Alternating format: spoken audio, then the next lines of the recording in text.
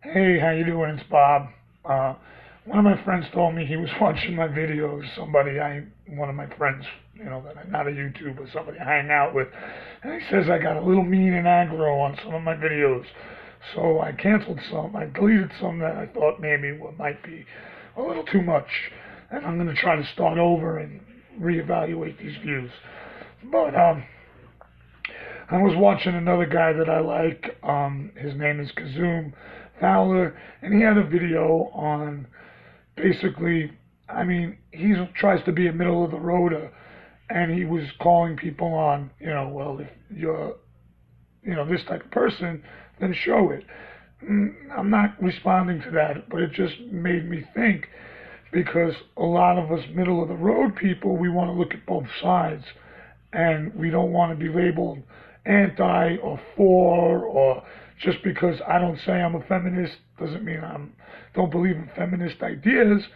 I'm just not a feminist. But I am really interested in this whole gender gap thing. And I know there's the statistics on one side and there's the vitriol on the other side. But from what I understand, it's been narrowed down to where it's like 8 cents on an average. But I had watched a TV commercial that was about female empowerment. There's a young lady talking to herself in the bathroom mirror, talking herself up to try to ask her boss for a raise. And, she's giving these reasons. And, that guy hasn't even worked here as long. And she's just about to talk herself out of it.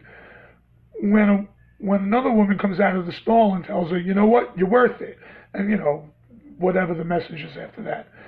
But that really spoke to me because I had seen other things about how that men negotiate for salaries more. And I thought that was an interesting theory that maybe that's part of it.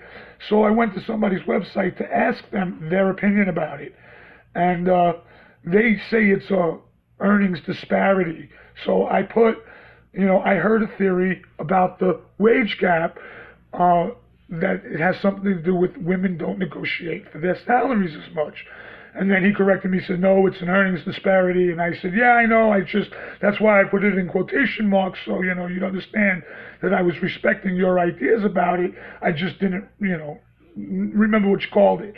And then and somebody jumped in, oh, wage gap. You don't, does it think equal pay? And I was like, look, I don't know where you got that from. We were just talking about, a theory we were conversing. And then we got into this whole thing about how you shouldn't have to negotiate for your salaries or for raises, that if you ask for a raise, that everybody should automatically get the raise because same work, same pay. This went on, and I knocked that one out of the conversation after a while. Then, in another thing, as an offhand side piece to something else I was saying, I said, childless, unmarried women make the most money now, best salaries now. Oh my God, did that send it into an uproar? And now another person comes out of the woodworks and says, how could you say that? I study sexuality in the workplace and discrimination, and I've never heard things like that before. And I was like, okay, this is all texting back and forth. And I'm doing this on a Kindle, and I'm not very tech savvy. I just started doing this. So they asked me for proof, and I said, look, you know what? I don't know how to link something to a comment, but I went to this National Council of Women's website. That's where I found the information. Oh, they snapped back. Oh, I use a mobile app and I have no problems and blah, blah, blah. And I was like, all right. So then I replied, look, I went to go search for how to do this. They told me I had to get another program. I don't understand. If you'd like to help me out and tell me how to do it, I will gladly. But here's an article, and I read out the full title of the article, Time Magazine, finally women on top. There was even a little sub-headline. I forgot what it is right now. It was September of 2010, come to find out, that said exactly what I was saying.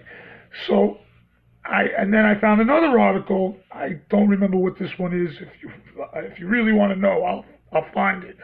But and then I posted another article that said the exact same thing, that were based on findings that they had found from the same census in 2008 that they used for the 2010 article, that they reasserted in 2014 about negotiation, and that how, women make better salaries now, and the reason is because more of them are graduating college, so when they get out of college, there is no disparity. They actually earn more. You can look it up. That's not the point of this anyway. And really, what the point was is I just wanted to ask some dude whose opinion I respected, who's open to conversation, who's into sharing ideas without getting all upset and pissy on people.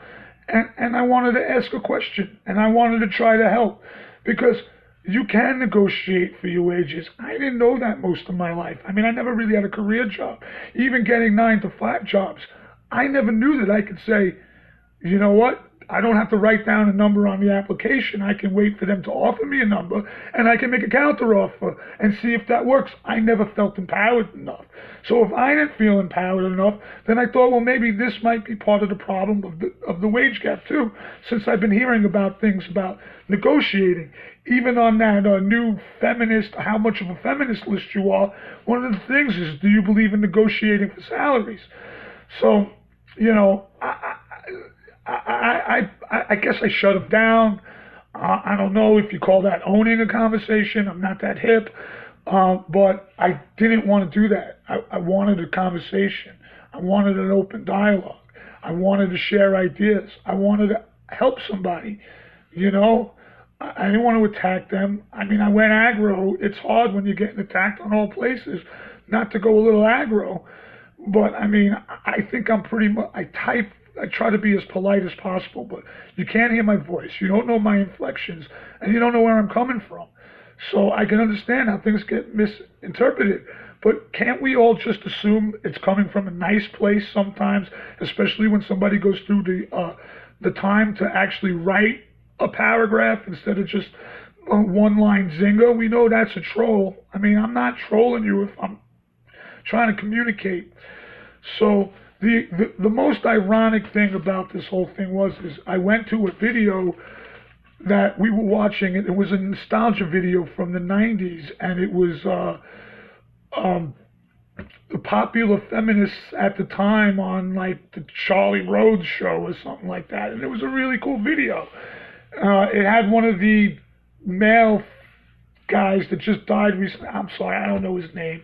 But it had like a diverse group, and it was people who were talking and discussing and not shouting over each other. All right, this is getting a little long. I did have one thing to say. If I seem like I'm getting a little aggro, you can put me in check. I can take it. I have a thick skin. If you have ideas and you have theories and you want to open and you want to share, there's the Common Sense Gender Network. There's Kazoom Fowler. I just found some other chick, Jacelyn Glenn or something like that today, who seemed like, pretty level-headed, middle of the road. I'm not trying to tag people or whatever, and I hope they don't get offended that I shouted out their names if they see this. It's just these are people I respect, and I'm trying to earn their respect as well. And, it's nice to find some like-minded people. Anyway, thanks a lot for listening. I really appreciate it. Bye.